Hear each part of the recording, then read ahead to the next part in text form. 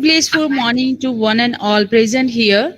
I, Ms. Bhavisha Patel, working as an associate professor, School of Pharmacy, Parur University, feel privileged to extend my greetings to respected Dr. M.N. Patel, Provost, Parur University, Dr. Abhay Dharamsi, Dean, Faculty of Pharmacy, Dr. G.S. Chakrabarti, Principal, Parur Institute of Pharmacy and Research, Dr. Lalit Lata Jha, Principal, School of Pharmacy, Dr. Bibu Prasad Panda sir, Associate Professor, Pharmaceutical Biotechnology, Jamia Hamdard, New Delhi, faculty members, and my dear students. On behalf of Faculty of Pharmacy, Parur University, I welcome you all, the distinguished dignitaries, to grace the online national webinar on role of bioprocess in nutraceuticals.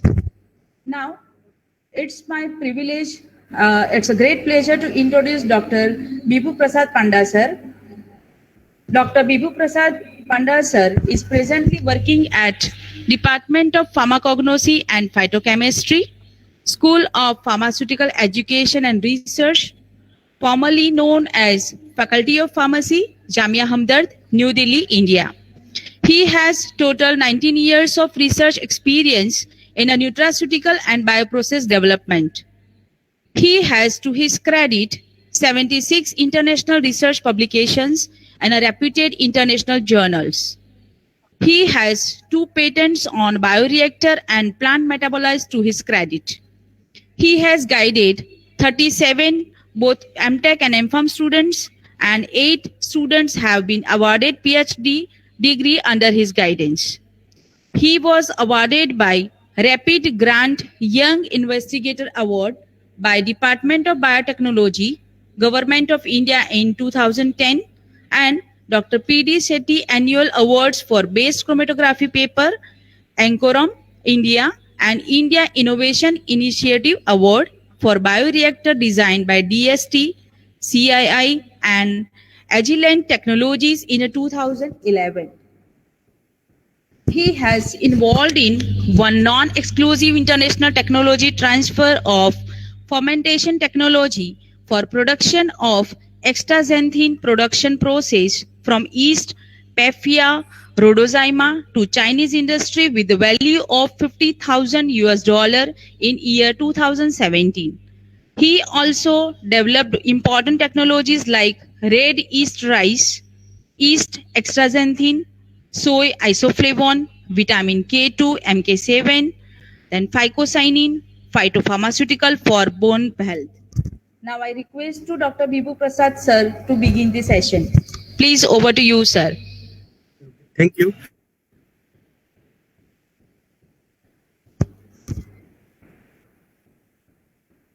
Thankful to Dr. Lalit for inviting me and to interact with all of you.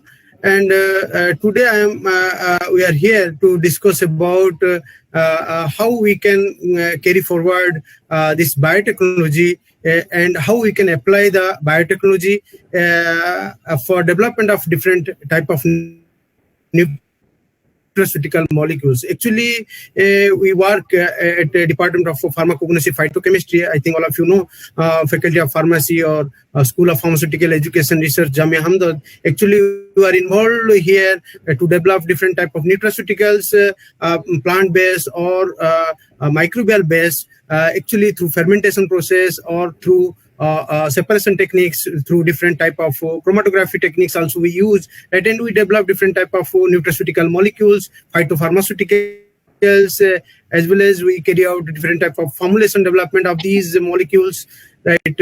And also we are interested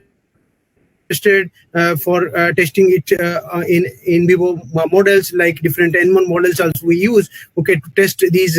And also we use some of the in vitro models also, like cell line, different type of enzyme models also we use, okay, to test the nutraceutical molecules. But before starting my presentation, I want to discuss a little bit about what is the need, where we are standing in as a Indian, as a pharmacy professional, right, from India, right, where we are standing at presently in the global scenario, right. At presently, we are all know that pharmacy means India is well known for the pharmacy, right? But we are far away, lagging behind other countries like China, South Korea, Japan, right? And if you think about Western countries like German, right, or France, or UK, or USA, Canada, right, we are far behind them in API development, in active pharmaceutical ingredient, in nutraceutical development, in nutraceutical ingredients. We are far behind them, but we are very well advanced in the nutraceutical formulations, right?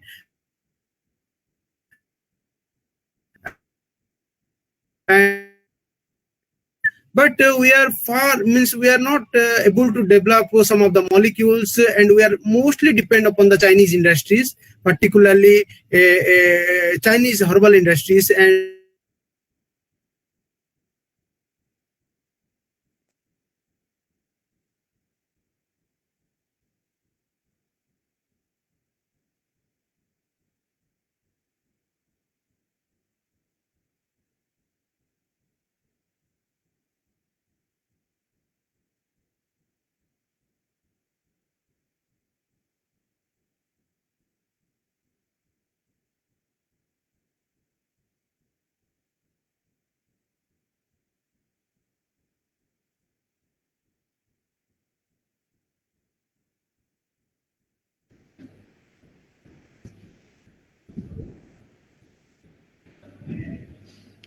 we will,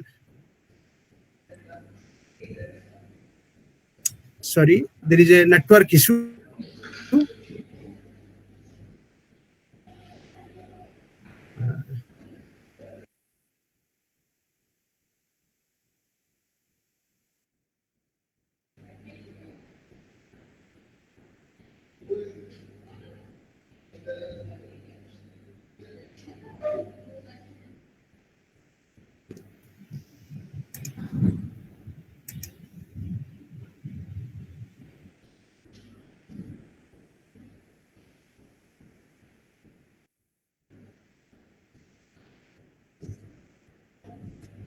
Yes, please, everyone. There is a technical issue, so please be in the meeting.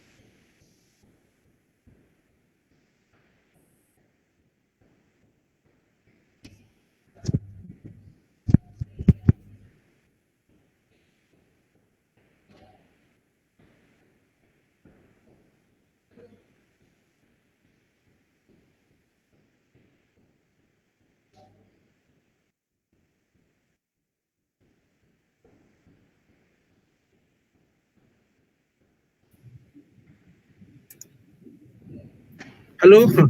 Yeah, actually there was,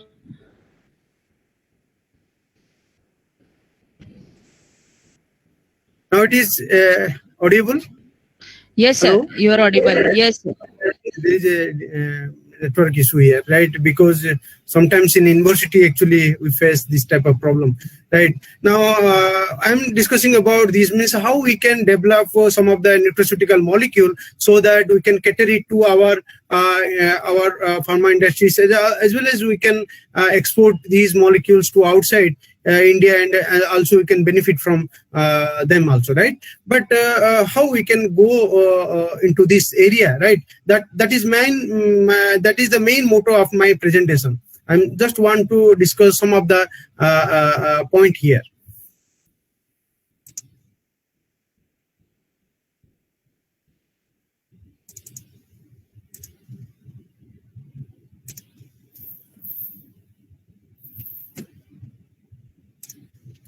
If the slide is visible, hello, yeah, just wait.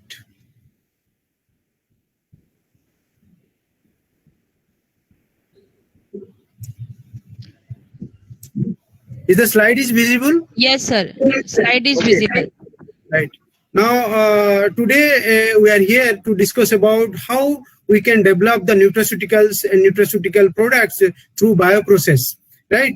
And as I told you that there is a good demand of these nutraceutical ingredients, right, for the pharmaceutical industries, for the food industries, right, as well as for the different type of cosmetic industries also use, but cosmo nutraceuticals that we call cosmetic ingredients. Okay, these nutraceuticals or nutraceutical ingredients, how we can develop through the bioprocess, that we will discuss today.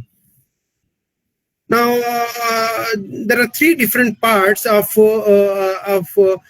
today's presentation. One is related to bioprocess. I will discuss little bit about the bioprocess.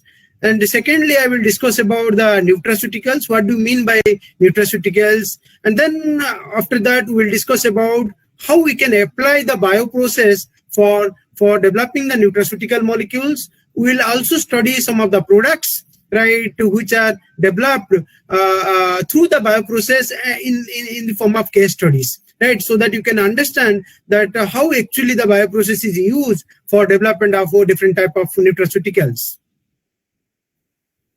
Now, first of all, I want to tell that what is a bioprocess. What is a bioprocess, right? Now here, a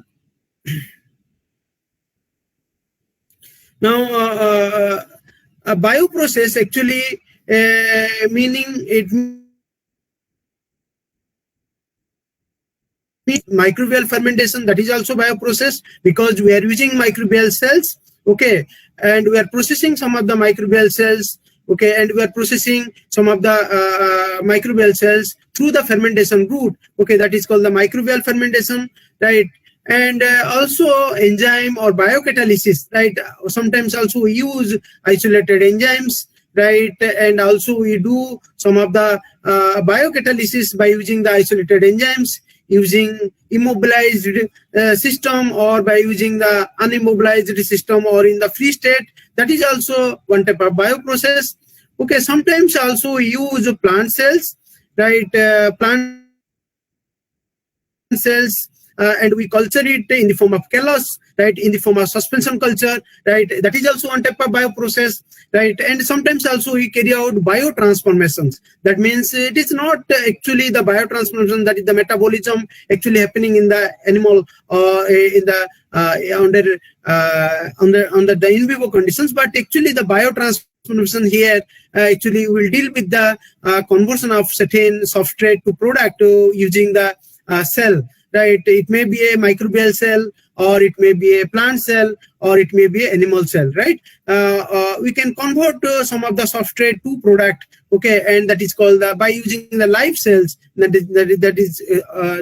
is called the biotransformation, right? And sometimes also we use animal cell culture, right? We can grow the cells, animal cells, and to produce certain metabolites or primary metabolites or secondary metabolites also sometimes we produce by culturing the animal cells. Now, these processes, okay, including microbial fermentation, biocatalysis by using the enzyme, right? It may be a free state enzyme or immobilized enzyme, plant cell culture, okay, that is callus culture or suspension culture, microbial biotransformation, that means using the live microbe for conversion of substrate to product, okay, and culturing the animal cells, okay, for production of different type of primary metabolites, proteins, hormones, okay, these are all coming under the bioprocess. By using these bioprocess model, right, we can develop some of the molecules, important molecules. I know all of you that that you are aware of microbial fermentation, right? Because microbial fermentation is a age-old, means traditionally it is used, okay, to develop different type of molecules like alcohol or different type of. Nowadays we have changed our strategy, right? We are not focused towards the alcohol or some of the traditional products, but microbial fermentation nowadays we use for developing different type of vitamins, right? Different type of vitamins that includes menaquinone 7. I will discuss later on, okay, in the case study, how we can use these microbial fermentation, right, to develop different type of nutraceuticals product or nutraceutical molecules, right, like menaquinone 7, that is vitamin K2, right. Also we can use microbial fermentation for production of vitamin D2, that is ergocalciferol, right. And also we can use microbial fermentation for production of different type of vitamins like vitamin B12, folic acid. All of you know these vitamins, right? All of you have studied in your BPharm, right, and in MPharm also. But if you'll see the Indian scenario, right, Indian industry scenario, very rarely we produce these metabolites in India. Indigenously we are unable to develop these molecules, right, in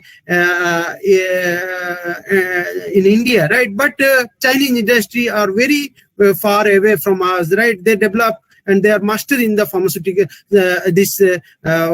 pharmaceutical preparations, that is API using the microbial fermentation, right. And this is the problem we are facing here in India, and we import these material from the China at a high rate, right, and we pay them, right, and then we prepare the pharmaceutical preparations, then we export to foreign nationals. Now there is a loss here, right. Now a second important thing is that biocatalysis. Again, same thing happens here, right. Biocatalysis means we are using some of the enzymes like lipase, okay, we are using some of the esterase enzyme, we are using some of the glucuronidase enzyme to produce certain molecules like gallic acid, trimethophrines, right, and semi-synthetic products, right. These are also not available in India. We actually import from the China, right, or in South Korea, Japan, right, and we import and we pay a lot to them, right. This is the problem here again, right. Now regarding the plant cell culture or tissue culture, again same thing happens.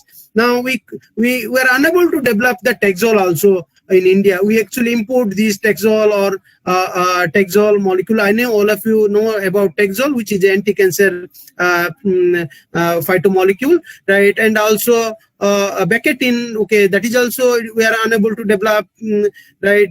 And it is a very good plant cell culture product which is used as anti-cancer. Similarly, vincristine and vinblastine, these are the indole alkaloids. All of you know these are very good indole alkaloids, right? Still, we are unable to produce these metabolites, right, or products in India indigenously. Similarly, biotransformation process, we have different type of steroidal molecules which are developed through biotransformation. Still, we are unable to develop a variety of biotransformation. Through biotransformation, we produce the vitamin C, but still we are importing the vitamin C from China, right? That is the problem here. Right now, why I am telling you that we are studying these process since quite long time, right? From 50 years ago, also we know that microbial fermentation, but still now we are depend on the other country and we are importing these molecules, right? Therefore, we have to more focus towards this, right? Next important is the animal cell culture. Now here also same thing happens. We develop different type of metabolites through the animal cell culture, like monoclonal antibodies, right? Antigens, proteins, hormones. These are still we are depending upon the Western countries, right? This is the problem here we are facing, right? And next important slide I want to show you, that is the nutraceuticals. Now today we are here to discuss about how these bioprocess actually used for the nutraceutical development. Therefore, we should know what is nutraceutical also, and what is bioprocess. Already I told you what is bioprocess, but what is nutraceutical here? Now nutraceutical means it is a coined term, right, of pharmaceutical and the nutrition. Okay, nutraceutical is was coined in 1989 by Stephen D. Phillips. Now he actually coined these two terms and named a new term, that is the nutraceutical.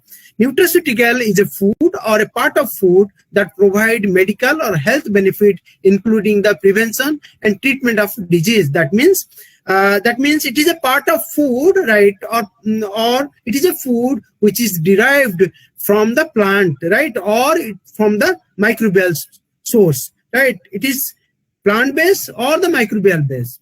And sometimes we use also enzyme to produce the nutraceuticals, right? Different type of algae also we can use for developing the nutraceutical products, right? And medicinally or nutritionally, it is actually a functional food, and sometimes it is also called as a medical food or designer food, phytochemicals, functional food, or nutritional supplements. Lot of names are there, but people know in the terms of this nutraceutical only, right? And there is a good demand, right? Nutraceutical are now a good demand among the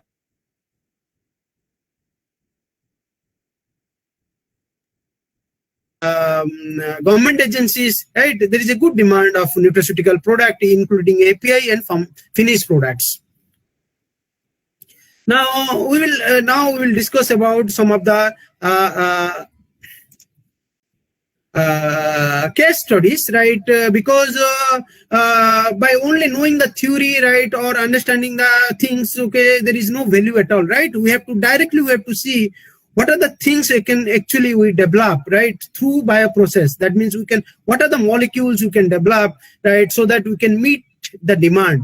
Right now, number one case study I want to tell you that, because all of you know, in between I want to interrupt that. Is it visible, that slide? I want to clarify from you. Is it visible? The slide is visible to you, students? Yes, Anything? sir, it's visible. Bibu sir, it's visible. Okay, thank you. Right now, coming to the first application of bioprocess in nutraceuticals. Now, I want to discuss about this molecule. Now, you can see in the slide that I'm showing one root, that is Glyceride glabra. I think all of you know this root very well, right? And you have studied in pharmacognosy also, right? This Glyceride glabra, right? And it is also known as muletti, right? In Hindi. Right, it is also known as in different terms also. Muletti is the common name, right, of this Glyceride glabra root. Okay, and actually we use this Glyceride glabra for its anti-inflammatory properties, anti-diabetic properties, right, anti-hypertensive properties, right, and actually it contains one molecule, important molecule, that is the Glyceride Gene. I think it is visible, right? The Glyceride Gene, you can see the structure here, right? The Glyceride Gene, right? It is a saponin glycoside, right? You can see the aglycone molecules, right? This is the aglycone molecule, right? And this is the glycosidic molecules.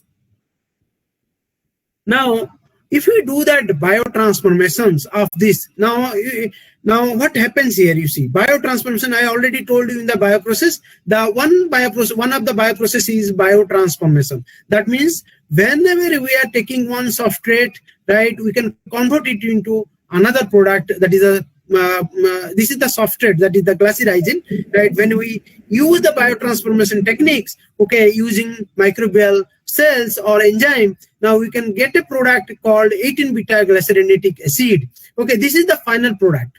Now, why we are interested in this conversion? Why we are interested in biotransformation?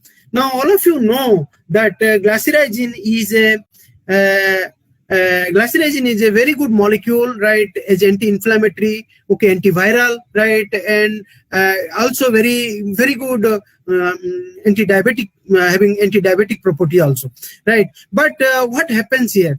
Now, if you see this molecule, this is very large molecule, okay, because of glycosidic nature, right? This molecule is water soluble, but it is not lipid soluble.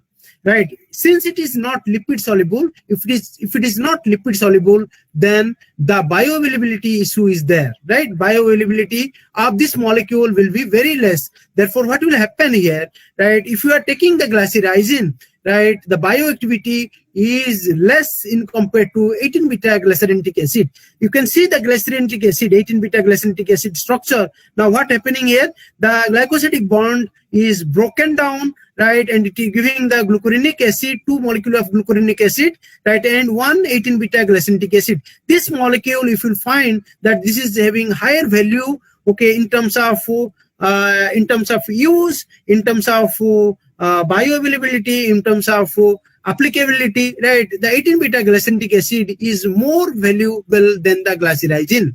Therefore, how we can prepare it? How we can go for the preparation? We can have to means we have to break the Glyceride Gene using the microbial cells, right? Using the microbial cells like Rhizophosphorhiza, or we can use E. coli cells, okay, which is able to break the glyceride gene and which can give the 18-beta glycinic acid. Okay, this is one type of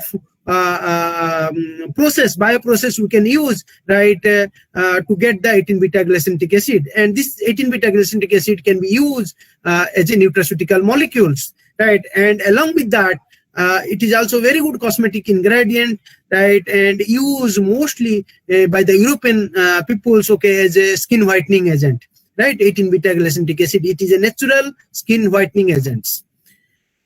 Now, coming to the next slide, I want to show you that how actually this biotransformation we carried out or can be carried out. Now, we can do the biotransformation using the microbial cells. I told you, you can use the live microbes, right, and we can convert the glyceride into 18-beta glycinic acid using solid state fermentation. Now you can see the root powder, right, we have taken in a reactor, in a bioreactor. We called it GrowTech bioreactors. You can see here the roots are packed, powder roots are packed, and it is fermented by using the fungus like Rhizophos or Aspergillus niger, right, which is able to break down the glyceride into 18-beta glycinic acid. And similarly, we can carry out the fermentation of the root extract rich in the glyceride gene, right, and we can get the 18-beta glycinic acid. This is also, we can do the fermentation by rotating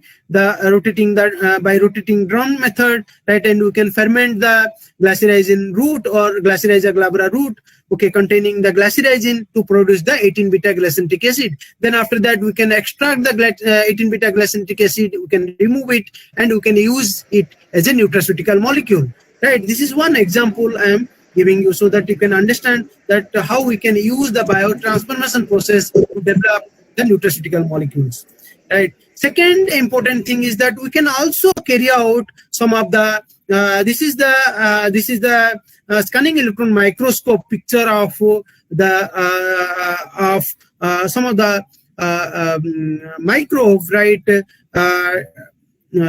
Microbe, actually how these microbes are actually immobilized, okay, and in the fibers, right, and these microbes are utilized for biotransformation process also. That means we can also immobilize the microbes, right? You can see the enzymes, which is not enzymes, the microbes are actually encapsulated or trapped inside the fiber, right? And these are the scanning electron microscope picture, right? You can see the microbes are trapped, and these microbes are used for converting the glyceride into 18-beta glycinic acid.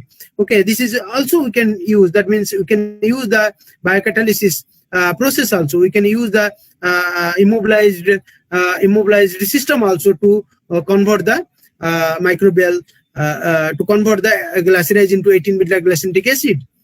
Now here also you can see these are the pores of the pores, right, and these are filled with the microbes, right, like E. coli, Penicillium chrysogenum, or Rhizophos, and these can be used, okay, for converting glyceride into 18-beta glycinic acid.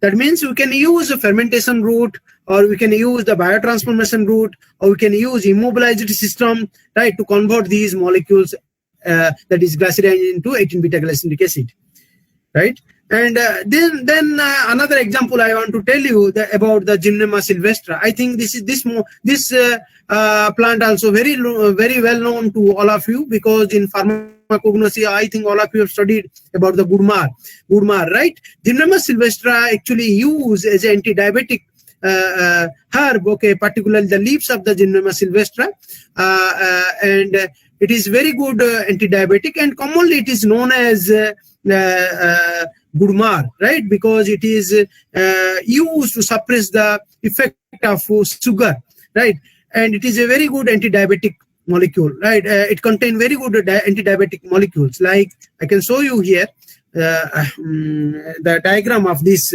molecule. It contains again a saponin glycoside. You can see here, this is the gymnemic acid. Okay, this is the active constituents of Gymnema sylvestra, which is actually anti-diabetic. Okay, and if you find there are a lot of different type of gymnamic acid. You will 16 variety of gymnamic acid you will find in the Gymnema sylvestra. But I am showing here only 4 because only 4 gymnamic acid were well characterized, and it is a glycosidic molecule. You can see here, this is a glycosidic molecule. But again, same thing we are missing here.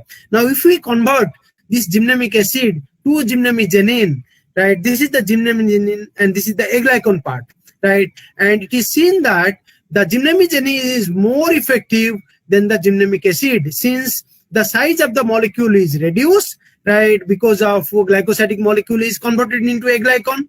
Further, the lipophilicity is enhanced. Okay, lipophilic character of this gymnamigenin is enhanced. Okay, the gymnamigenin is more effective than the gymnamic acid.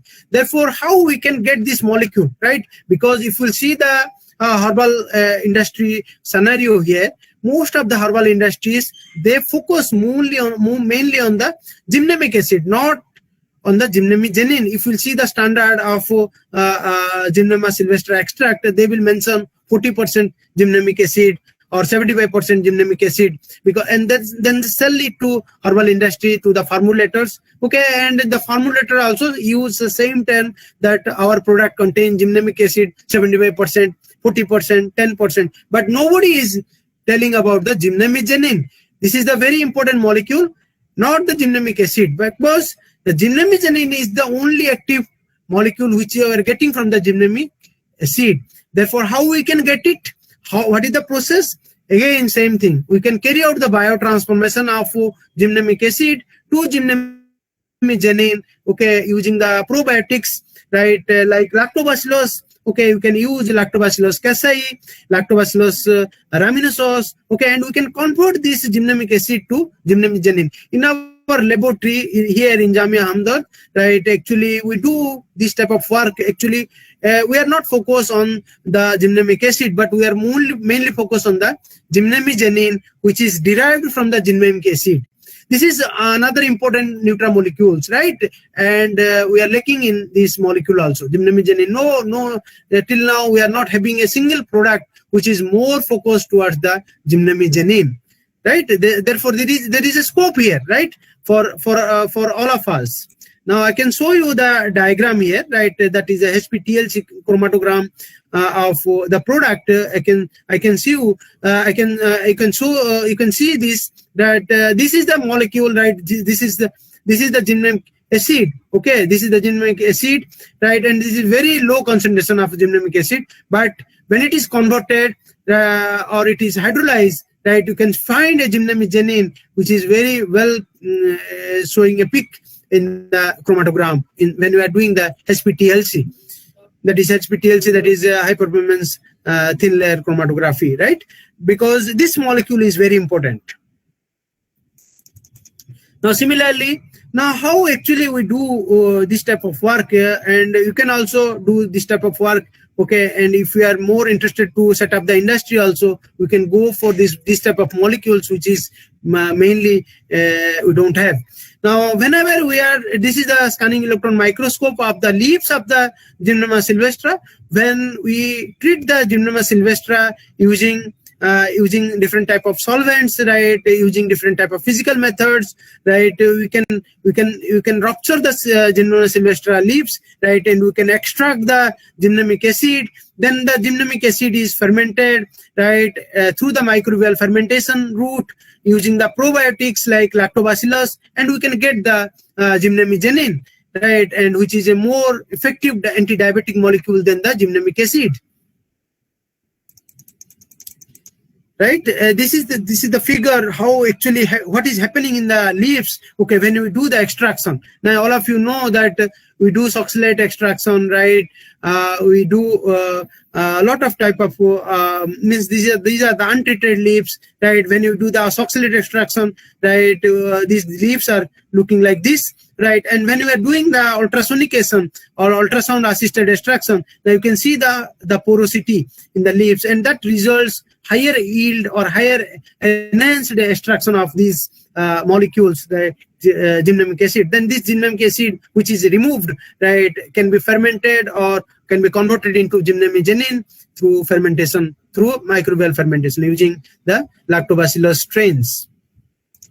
Now I can show you the TLC here. That is, you can see the band, right? HPTLC fingerprint of biotransform product, right? Biotransform means whenever you use the probiotics like lactobacillus strains, easily you can do the you can get the bands of this gymnemagenine, right? And you can see the bands here, clear visible gymnemagenine bands are visible, right? This is what happening, right, when you do the fermentation. Now, important another molecule I want to, these are some of the case study. Okay, this is not one molecule, right? I am discussing about different type of molecules, different type of nutraceuticals, right? Actually, we can go through, we can produce it through the bioprocess, right? Now, third important molecule. Actually, we worked in these molecule, that is yeast astaxanthin, as in the introduction also, Bhavisha madam told that we transport a technology to China, right, regarding yeast astaxanthin. All of you know that what is, first of all, I want to tell you what is astaxanthin. Now, all of you know a carotenoid, right, lycopene, beta carotene, okay, cryptoxanthin, right, and you have lutein, okay, zeaxanthin, lot of carotenoids are there, right? And similarly, astaxanthin is a carotenoid molecule, right? Mostly it is found in algae, right, and also in yeast also, right? And this astaxanthin is found to be a best antioxidant carotenoid, okay, among all the carotenoid available, right, including beta carotene or lycopene. Therefore, most of the pharma industry is now looking towards the astaxanthin products as a antioxidant, not towards the beta carotene. Beta carotene is now outdated, right? And astaxanthin is replacing beta carotene. And astaxanthin we can get from algae, right? We can get it from yeast. But we have used yeast strain like Papia rhodozyma, right, to produce this astaxanthin molecule. Now, if you see this astaxanthin, now you can see the market price, right? It is almost all 900 USD per kg. And almost all 250 kilotons is required, right? Astaxanthin. Okay, in 2014, these are old data. Now it is very high demand, right? 250 kiloton, right? In 2014, that means you can imagine what is the volume required, right? But if you see the producer here, Hoffman Laroche, right? They produce the astaxanthin, but that is the synthetic route. Now, similarly, another Indian company also produces astaxanthin, that is Divis Laboratory, okay, Hyderabad based. Okay, that is also, they produce the astaxanthin through synthetic route. DSM, that is a European industry, nutraceutical industry, they also produce synthetic astaxanthin. And Igene, actually, it is a American industry, right? Igene and ADM. Actually, they stopped also this production of astaxanthin because of some regulatory issues, okay, in Western countries. Therefore, they stopped it, right? And there is a growing demand of natural astaxanthin by the aquaculture, feed industries, right, and by the nutraceutical industries, nutraceutical manufacturer, by the consumers. Okay, there is a good demand of natural astaxanthin. And in India, if you will find that no one produces astaxanthin. Actually, we import the astaxanthin from Israel, right, or from Malaysia, or from China, right, or from Canada, or from New Zealand. That means we are only importing the astaxanthin and we are consuming it, right? Therefore, there is a good demand, right, and there is a good scope also to produce this molecule in India. Now, how it actually produce? Okay, I will show you the diagram also in the next slide. Okay, how it is actually produced. Okay, now you prepare the seed culture of the Papia rhodozyma first. Then we go for the fermentation, right, in a fermenter, right, using the media. All of you know, because I'm not discussing about the fermentation, because I understand that you know what is fermentation, right? Whenever we were telling about the seed culture, that means seed culture of the Papia rhodozyma, right? And this seed culture is fermented, okay, using the media as in a specific media. Then after that, we collect the cells of the Papia rhodozyma. Then we dry it. Okay, we dry the cells. Okay, and then after that, we dry and we extract it. Okay, and then after that we get the product. Now similarly, after getting the cell, okay, that is Papilla rhodozyma yeast cells, we can track the cells. That means we can damage the cells, we can rupture the cells, then after that we can dry it, okay, and then after that we can have a product, okay, and this product we can go for stability studies, and we can enhance the stability by using some of the antioxidants like BHT or butylated hydroxytoluene, right, or vitamin E, right, or vitamin C, right. We can use tocopherol also, that is vitamin E, and we can stabilize the astaxanthin, and we can have a product. I can show you the next slide how actually we developed it. Now this slide you can see that how these cells are actually processed, and actually this is the work carried out in our laboratory, right.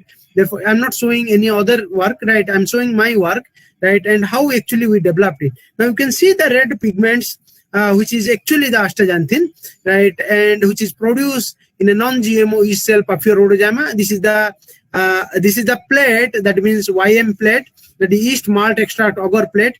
Over the yeast malt extract agar plate, we are growing the Papilla rhodozyma, right. Then after that we prepare the seed culture.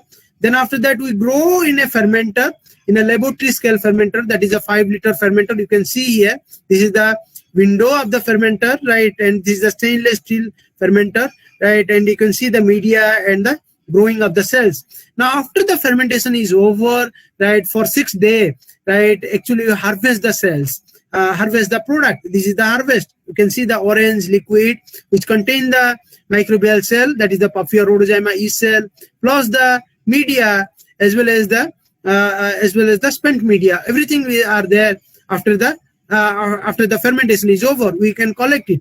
Then after that we go for the centrifugation, right. Now after centrifugation we can have a cell harvest, that is the wet cell. After centrifugation you can see the wet cells are there, right. Then after that we can get the product by drying it. We can rupture the cells, right. We can rupture the cells, we can carry out the extraction also. I can show you this in this row, and these wet cells are dried. Now we can have a product like this. Okay, this is the red carotenoid, that is the astaxanthin, which can be used as a nutraceutical for the feed purpose, for the food purpose, right, as an antioxidant molecule. Now these are the dried cells. Okay, if you do the freeze drying, like if you are freeze drying the cells, now the color is somewhat light pink color, right, but if you are going for a tray drying, right, you will get a dark pink color, dark red color product. Because I think all of you know why it is happening. If we are going for a spray drying or a tray drying, the color is more dark, right. If you are freeze drying, the color is light. I want to tell you the things why it is happening here. Now, the carotenoids molecule always in the nature, right, it is associated with the protein molecules, right? But whenever the protein is associated with the carotenoids, right, the color is always not dark, right? Therefore, what happens here, right, that is light in color. But when you are freeze drying, the color is light. But when you are going for a spray drying or a tray drying, then we are applying heat. Okay, and the protein is denatured. Therefore, the carotenoids are now free, right, and that looks brighter or red color. Therefore, the difference is there, right? Why the difference of color is there between the freeze-dried carotenoids and the tray-dried or spray-dried carotenoids?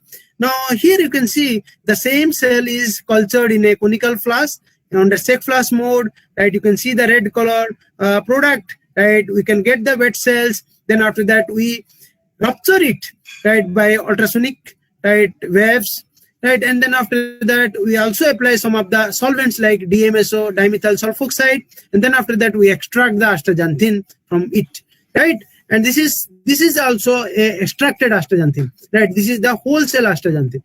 Both the molecules we can use in the nutraceuticals.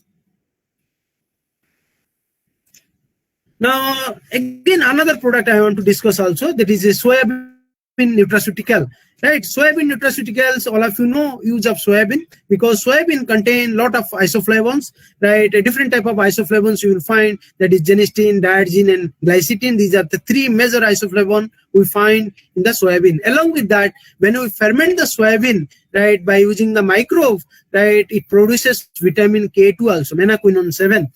It produces vitamin K2, MK6 also, menaquinone 6, right? And these two vitamins are very important nowadays because of cardiovascular problems in human, right? And if you see the market scenario, right, there are a lot of producers are there for soybean nutraceutical. But if you find which one is Indian, now you will find only one Indian company, that is a Biogen extract. Okay, that is a Bangalore-based company. They produce the soybean nutraceutical, but not the fermented one.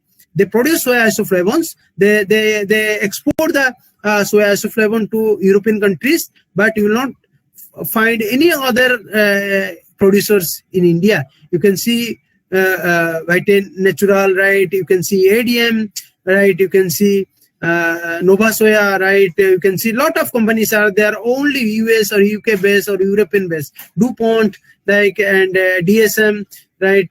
Lot of companies are there, but no, I will not find any Indian company except Biogen extract. That means this is also very, there is a good scope here. Now you can see the market here. Now USD 12.41 billion, right, in 2015. Now it is more far away from this, right? And we can go for this type of product, right? We can go for fermentation route or bioprocess route, and we can develop the soybean nutraceutical through fermentation. Now I am showing this in slide. You can see this, that when you ferment the soybean, right, we can get more absorbable form of the soy isoflavone along with the vitamin K2, menaquinone 7, by doing the solid state fermentation process. Now I can show you the things here. Now when we do the fermentation, what is happening here? Now see here, the Bacillus subtilis. Actually, we do fermentation by using two different microbes, right? One is Bacillus subtilis, this is a bacteria, and another is fungus, that is a Rhizopus oryza. Now when we ferment K2, right, that is called the menaquinone 7 in 24 hours, right, in a soybean media. When we take the soybean seeds, right, when ferment with Bacillus subtilis, it produces menaquinone 7, that is MK7.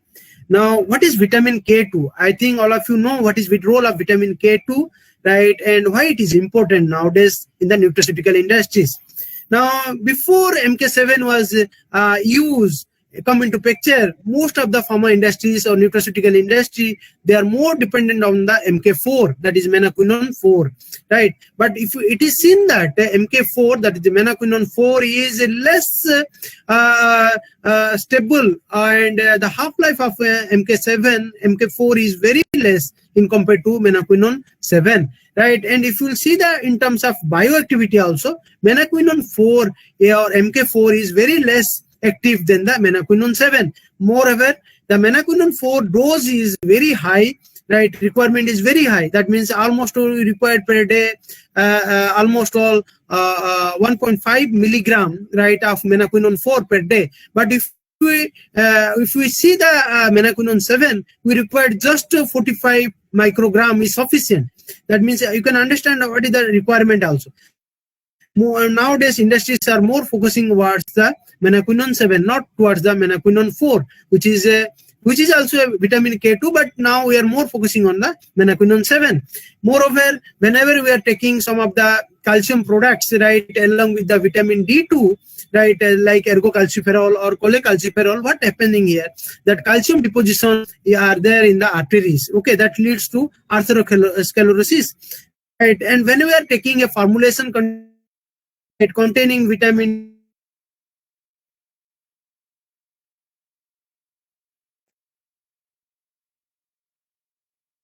calcium deposition, that will reduce the atherosclerosis, and also hardening of the artery is also reduced. Therefore, there is an importance here, right, why we should use the MK7 in the Nutra products or in the nutraceutical product. then there is a good demand also. And if you see the worldwide scenario, only 5 companies are there, 5 industries are there which are able to produce the MK7, that is menaquinone 7. One Chinese company is there, right? Another is Sunjan, right? That is the company name is Sunjan, right? And another Indian company is there which is producing menaquinone 7, that is Reddish Life Science, that is Aurangabad based. They sell the product in the name of Menaqui Gold, right? And one company is there, NATO, right? European Norwegian company, right? They also produce. Okay, and then another company that is based on Italy, right? They also produce the MK7, and another Korean company also produces MK7. That means counting only 5 companies are there in the worldwide, right, which are able to develop this MK7, right? Therefore, this is a good scope to produce this MK7 or menaquinone 7, right, through fermentation route using the soybean. Because we are largest producer of soybean, but we are least producer, means we are unable to produce this product, that is vitamin K2. This is what is there. Right now, next product that is different type of glycosides, that is Soy Isoflavones, that is genistein, dietgene, and glycine. Now, this is happening when you hydrolyze the soy isoflavone, glycosidic isoflavone by using the beta-glucosidase. Okay, if you are using the beta-glucosidase, immediately the glycosidic soy isoflavones are converted into A-glycone molecules. You can see when you ferment what is happening here. Now, we are producing MK7, that is menaquinone 7, right? MK4 also there, right? We have a dietgene, genistein, and glycine. These are the isoflavones, these are the vitamins. Okay, and I can show you in the slide, right? You can see this is the glycine max. Okay, the soybean seed. When you do the fermentation with Bacillus subtilis, it produces the MK7, right? Then again we do the fermentation, second fermentation we do with Rhizopus oryza. You can see the soybean seeds are fully covered with the Rhizopus oryza mycelia, right? Then after that we prepare the extract. Okay, we prepare the nano suspension. Then after that, we can get the molecules like menaquinones or A-glycone isoflavones, right? And we can use this product, okay, as a nutraceutical molecules. Now, if you analyze it also, you can see how you can analyze by TLC, thin layer chromatography, HPTLC, you can use to analyze how the isoflavones are actually looking like. Okay, in the chromatogram, right, you can see in the chromatogram there is a sharp difference in between the fermented and non-fermented soybeans, and you can see the MK7 production, right, in the chromatogram when we analyze by the HPLC, right. That means after the production, it is not that we will tell that my product is having these molecules, but we have to show it by analysis. You have to carry out analysis. You have to see the quality control of these. We have to observe the quality control parameters, right? And we have to show how much MK7 or vitamin K2 is actually there in the nutraceutical product. That we can do by chromatography. That means HPTLC you can do. We can do HPLC. We can do LCMS, right? Or we can do GCMS also. Sometimes we use other techniques also. But these are the common techniques we use to analyze the nutraceutical product, whether they contain the desired amount of material or not. Now, another example, I want to tell you another nutraceutical product, that is an autokinase. Now, all of you know fibrinolytic enzyme like urokinase, streptokinase, lumbrokinase, lot of kinase you will find, right, which are mostly used for the fibrinolytic activity. That means in the cardiovascular health. Okay, similarly, we have nattokinase. When we are fermenting the soybean using the Bacillus subtilis natto, right, it produces enzyme called nattokinase. This is actually a oral fibrinolytic enzyme. That means no need to take injectable or parenteral preparations, right? Only by orally you can use it. This enzyme can be consumed, right, and you can control the clot, right? And actually this nattokinase,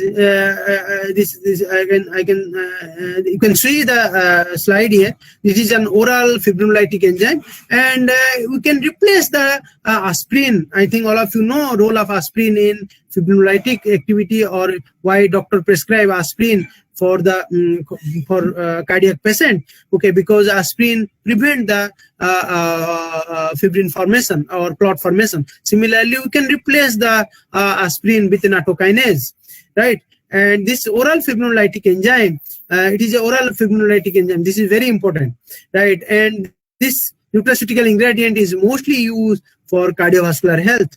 Now you can see the market here. Now it is 15 billion yen market only in Japan, right? You cannot imagine what is the demand in India, right, or in worldwide. Now, if you see the producer here, only two important producers are there. Zytex, I think it is near to you, right? It is a Baroda-based company, Zytex India, right? They have produced nattokinase. You can go through the site of Zytex, right? It is a Gujarat-based company, right? They produce nattokinase through fermentation, right? And also enzyme Nutraceuticals, right? They also produce the nattokinase. But this is the Indian company, and this company is a multinational. Might be it is, I don't know exactly where it is located. Might be Japanese, right? And this Zytex is an Indian company. Now, if you see the dose requirement for nattokinase, that is a 2,000 to 6,000 fibrinolytic unit. We measure the nattokinase in terms of FU. Now, when you analyze it in the terms of tyrosine release, okay, we calculate the FU. Okay, but that means when we treat the nattokinase enzyme with the fibrin, right, we get the tyrosine, right, and this tyrosine is measured, right, and FU is calculated. Now we can use 2000 FU product per day and for 8 weeks, and we can have a good effect of anti-fibrin, right? That means the clot, we can dissolve the clot in 8 weeks. When you take the orally, this is the advantage. Why I'm repeatedly telling that oral, because all the kinase, that is lumbrokinase or streptokinase, urokinase, whatever the kinase you have studied, that they are all injectable, right? But nattokinase is the only kinase which can be given orally, and it is orally active. Right now you can see. Already I discussed that is when we do the solid-state fermentation of Indian soybean variety by using Bacillus subtilis natto, right, using the tray reactor, right, we get the nattokinase activity of 5162 FU per gram of the product. Okay, and we can use this product, okay, as a nutraceutical molecules. I can show you here in the slide that how this actually. The Bacillus subtilis, you can see the strain of Bacillus subtilis bacteria, right? We go for the solid-state fermentation. Then after that, we extract the nattokinase because it is an enzyme, right? The extraction process is quite difficult, but it is not so difficult. It is a complex process, right? Extraction of nattokinase. Then after that, we check the nattokinase, okay, by using the SDS phase. Okay, electrophoresis we do, okay, to check whether the nattokinase is present or not. Now you can see the bands of the nattokinase because it is an enzyme. Therefore, we cannot carry out normal chromatography. Sorry, we do the electrophoresis, right, and we check the nattokinase, which is having a 28 kD kilodalton, right, and this is the product, right, and then after that we study how actually the nattokinase product actually preventing the fibrin formation. Now you can see the carrageen induced clot, right, in red tail, okay, and warfarin model is there, right, and how if we give the nattokinase, right, how it actually controlling the clot in the red tail. Okay, this is the animal models, because whenever we are developing any nutraceutical, we should prove the activity also. We should prove the presence also. That means by analyzing, and we also should prove the activity, bioactivity, how it is actually applicable, right? How it is showing the good result under in vivo condition, right? And then another product also I want to discuss. This is also another nutraceutical product that is a Reddish Rice. You can see the product highly red colored. When we ferment the rice with a microbe called Monascos purpureus, it produces monocolin K, which is a lovastatin analog, right? And commonly it is known as lovastatin, and it is known as monacolin K because of monacolin. That means it is a fungus is monascos, right? And from the monascos, the monacolin K is derived, right? And this is highly HMG co-reductase inhibitor, right? Inhibitors of HMG co-reductase, right? And it is very good cholesterol lowering nutraceutical molecules. But what happening here is that when we ferment rice with fungus like Monascos purpureus, right, it produces a toxin also. It is not that it is completely safe, right? It produces a citrulline mycotoxin, and we have to see whether whenever we do the process or whenever we produce the metabolites or nutraceutical molecule, what is the toxin level? That means the citrulline level we have to check. What is the mycotoxin level? We have to we should control the mycotoxin level, and we should improve the activity of or productivity of therapeutic molecules. Okay, and when we do the fermentation for 14 days, we get this type of product that is highly dark red color, right? Product. If sometime if you will come to our university, right, I can show you these products. These products are there in my lab, right? It is because of time limit, I am not showing it physically. I can show you these products, right, while through video mode, but not time is not there. That's why I'm not showing these products, right? But these products actually we can develop in our India, right?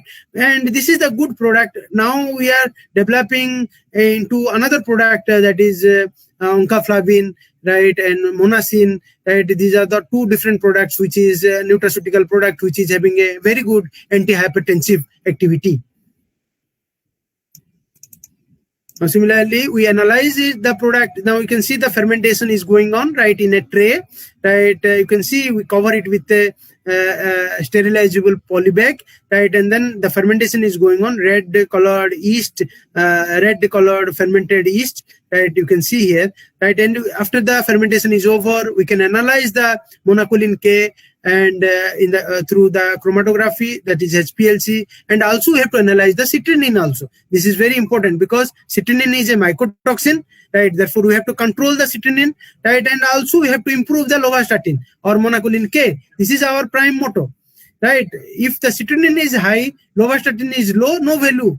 Nutraceutical having no value, right? If the lovastatin is high, right, and citrulline is low, then only your nutraceutical will be high value, right? Now this is one mode, and now next product is nutraceutical product. These are all case studies, right? These are the, because one product if I will present, then it will take almost all 40 minutes, 45 minutes, right? Therefore only one or two slides I'm showing, right, for each product. Nutraceutical products which are developed through fermentation mode or through bioprocess mode. Now this is a phycocyanin. This molecule is called phycocyanin. It is a protein molecule, right? It is obtained from spirulina. Spirulina, I think all of you know, algae, right? It is a blue pigment which is most commonly used as an anti-inflammatory protein, right, and which is able to reduce the IL-6, interleukin 6. I think all of you know nowadays it is very common, that is IL-6 because of COVID-19. Now all of you know that there is a cytokinin storm, right, happening in the lungs, in the liver, right, in the kidney, and that caused the damage to the liver, right, to the lungs because of cytokinin storm. Now what is cytokinin storm? Now in the cytokinin storm, it is found that IL-6, interleukin 6 level is very high, right? But if we are taking anti-inflammatory substance like phycocyanin, it can reduce the IL-6 level, right, interleukin 6 level, and it can prevent the lungs damage, right, or it can prevent the liver damage. That is the main property of phycocyanin, right? And as it is a water soluble product, easily it can be formulated, right, easily it can be absorbable, right, and it is a protein molecule, but we have to take care of degradation, right, because it is highly unstable at acidic pH, right, and highly unstable, and it is highly unstable at a higher temperature also. Therefore we have to take care that how we can stabilize the phycocyanin product or protein products. and it shows the maximum absorbance at 618 nanometer. Now you can see here the flow of work, or how we can get the phycocyanin from the spirulina. I think all of you know spirulina, plentifully available in South India.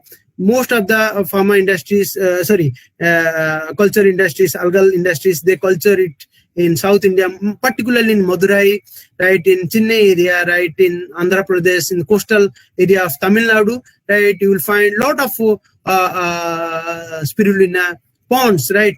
Now, if we get the spirulina, right, we can extract the phycocyanin, blue pigments from the spirulina.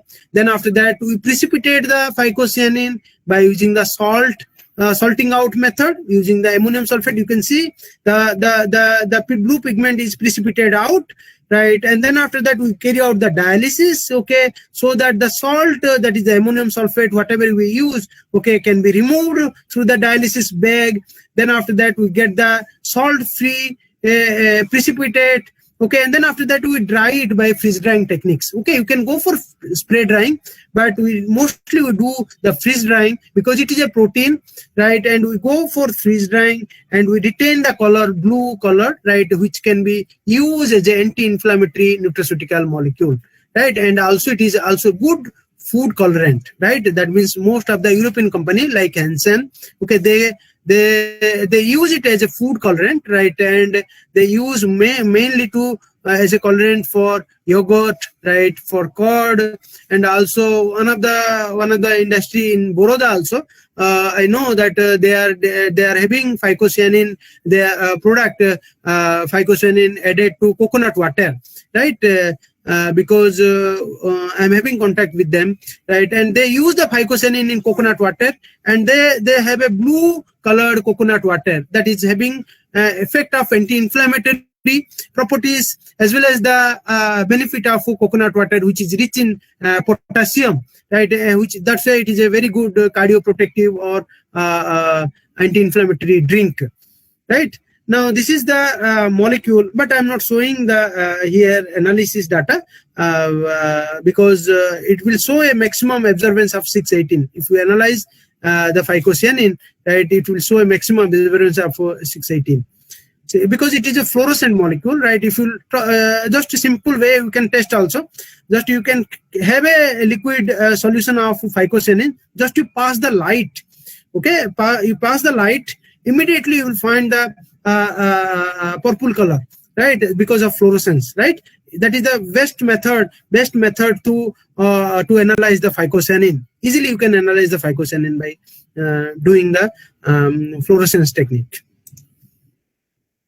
Now this okay, these are some of the product I discussed, right, and there are a lot of products, but because of time short, right, I'm not going to discuss all the molecules in one class, right, and therefore these are some of the example or case studies. We can use these techniques, that means biotransformation or bioprocess or biocatalysis, right, or extraction techniques, right, and we can develop different nutraceutical molecules, and we may become self-sufficient, right. That means we will not depend upon the other countries, right, because these molecules actually import, right. If Indian industry able to produce these molecules in sufficient quantity, we will be self-dependent, right. Now these are some of the photograph I am showing you about my laboratory at Jamia Hamdard. Actually my lab name is Microbial Pharmaceutical Biotechnology Laboratory, which is there in the Jamia Hamdard. If time permit, you can come to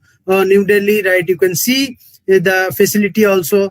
You can have a visit, right. I can show you some of the product also physically. I can show you how we do the processing, right, to develop different type of molecules, right, and these are the fermenters. I've shown you this fermenter for 18 beta-glycinic acid.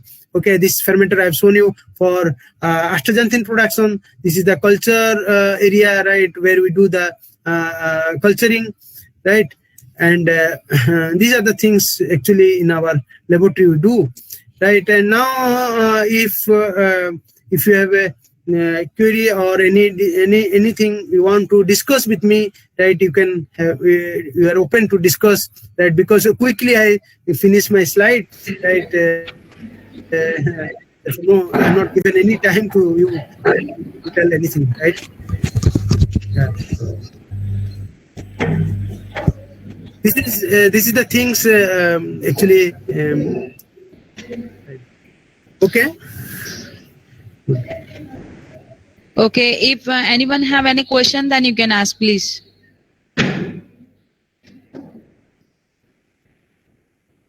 Okay, sir. Can I ask one question to sir? Yeah. Yeah. Right. Um, So Understand. right now, sir, it's a COVID-19 era. So which type of nutraceutical or Yeah. functional foods need to be developed in a present era of COVID-19? Yeah, actually, we should focus on carotenoids, antioxidants, carotenoids like lutein, zeaxanthin, okay, or like beta carotene, okay, or astaxanthin, like that. We can more focus towards these nutraceutical molecules, and also we should focus on vitamin D2 or D3. Okay, these are the two vitamins. Actually, nowadays people are showing that these are good vitamins which you can produce through fermentation route or through microbial route. Okay, and also the phycocyanin. This is also very important nutraceutical molecule, right, which can reduce the IL-6, interleukin 6, and which is a main culprit of cytokine storm. Okay, happening in the lungs. Okay. Okay. Thank you very much, sir. Yes. Anyone have any question? Another question? Query? I think most of the students left, right? Only seven audience No, are sir. there. There is a Facebook live. Okay, in between, I think. Yeah, yeah. Yes. Right. Yes. Okay. Okay. So thank you very much, sir. It's a very, very nice informative session, and it will very helpful in the future also. In our sixth semester, one nutraceutical topic is also there, so it will be very beneficial to all students and us. And thank you very much, sir, for your Actually, valuable time. yeah. Okay, sir. Actually, Uh, I want to tell here. Actually, I am more focused towards the application, right? Theory part is somewhat different, right? Nutraceutical, what is the benefit, everything we know. But the main problem in the India, right, that we're not able to apply it in the experiments, in the practical, right? That means we are studying it, right? We are doing a lot of research or product development, everything we are doing, but it is not coming to the industry level. This is the main problem we are facing. And my sincere request to the students, upcoming students, or upcoming entrepreneurs, or upcoming new generation, second generation students, they should more focus towards whatever they are studying, right? That is okay, but they should apply it in the real life. That is the that should be the main motto, right? Just by studying and then forgetting the things, okay, that will not solve the problem of present scenario. That means what we are facing in the India. yes, sir. You are That absolutely is right, my sir. sincere request. Yes, sir. Absolutely true. Because Sir, you are from Gujarat, right? Gujarat and Maharashtra, right? That's the hub for pharma industries, right? There should people should come forward, right, to set up industry and to set up nutraceutical ingredient. Most of the industries are Maharashtra and Gujarat based, but still we need more industries, more people to come into this field. yes, sir. Absolutely. Sir, can you please stop your presentation? Yeah, right.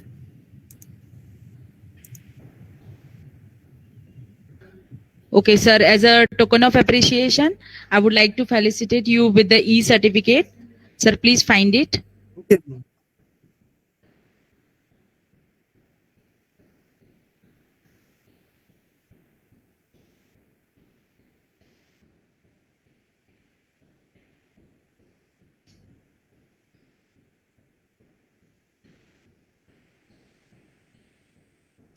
Sir, please accept this certificate. Okay, thank you, thank you, thank you. Okay. Okay. Thank you, sir. And thank you very much for your very kind, valuable time and your kind appreciation to you from Parun University. And thank you very much, sir. Thank you, all of you. Okay. Right. And Okay. Have a good. yes, all participant, I am sharing the feedback link in the chat box, and also I am sharing the link for feedback in the Facebook chat box also.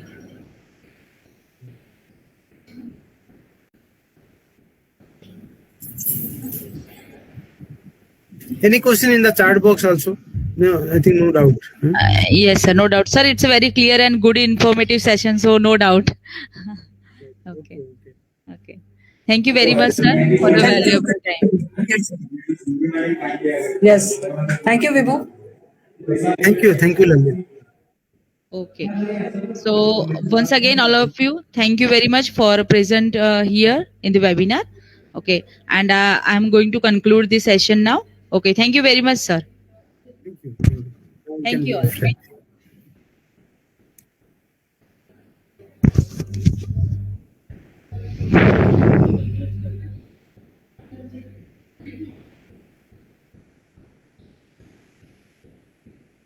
PUBF